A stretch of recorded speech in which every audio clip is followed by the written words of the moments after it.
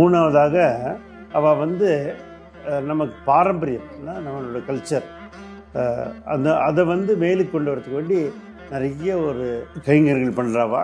முக்கியமாக பார்த்தீங்கன்னாக்கா வேத பாடசாலைகளில் போயிட்டு அந்த வேதம் படிக்கிற குழந்தைகளுக்கு வந்து அவளுக்குள்ள சௌகரியங்கள் பண்ணி கொடுக்கறது.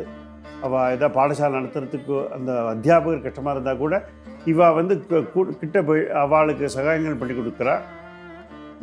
அங்கே படிக்கிற அத்தியனம் பண்ணுற பசங்களுக்கும் அவள் வந்து அவளுக்கு என்ன வேணுமோ தேவைகள் இருக்கோ அது எல்லாத்தையும் அவள் பூர்த்தி பண்ணுறதுக்கு பிரயத்தனம் பண்ணிட்டு இருக்கா. அதே மாதிரி இன்னொன்று ஆக்டிவிட்டி அவளோட மெயினானாக்கா கோ சம்ரட்சணம்.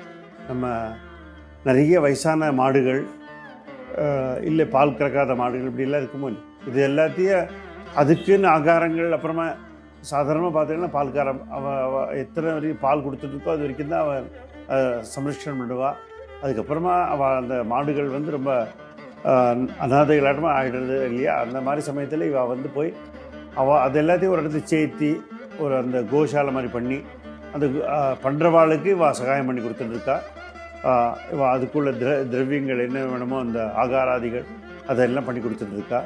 இந்த மாதிரி தர்ம காரியங்கள் பல பண்ணாலும் தெய்வ வழிபாடுகள் அப்படின்றது அவள் நிறையவே பண்ணிகிட்டு இருக்கா. எல்லா வருஷமும் ஆடி மாதத்தில் வந்து சாதுராம் சுவாமிகள் நம்ம குருநாதருக்கு ஆராதனைன்னு ஒரு ஒரு வைபவம். அது தவிர ஐயப்பன் தர்மசாஸ்திரா முதல்லேருந்து நம்ம கூடவே இருந்துருக்காவா. இந்த ஃபஸ்ட்டு சேரிட்டி ஸ்ரீவித்யா சேரிட்டிஸ் கூட அதுக்கு ஐயப்பனுக்கு ஒரு வழிபாடுன்றதுக்கு சாஸ்தா பிரீதி அப்படின்ற ஒரு ஐயப்பன் பூஜை அது விசேஷமாக நடந்துட்டுருக்கு. அதுலேயும் நிறைய பேருக்கு அன்னதானம் அங்கே வந்தவாளுக்கு மாத்திரம் கிடையாது, நிறைய ஆர்ஃபனேஜஸுக்கு அன்றைக்கி அவளுக்கு ஆகாராதிகள் கொண்டு போய் கொடுத்து அந்த குழந்தையிலையும் அவளுக்கு அந்த வழிபாடில் அவள் நேராக வர முடியாட்டா கூட அவளுக்கு அனுகூலம் பண்ணி கொடுத்துட்டுருக்கா.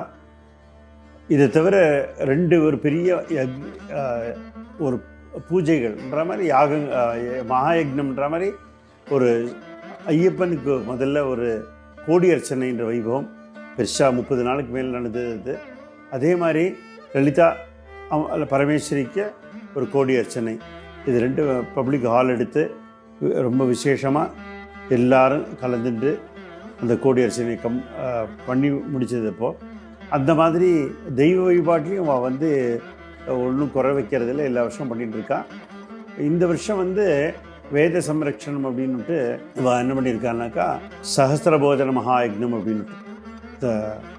இதில் முக்கியமாக சொல்லணுமானாக்கா ஸ்ரீ வெங்கட்ரமணின்றவர் தான்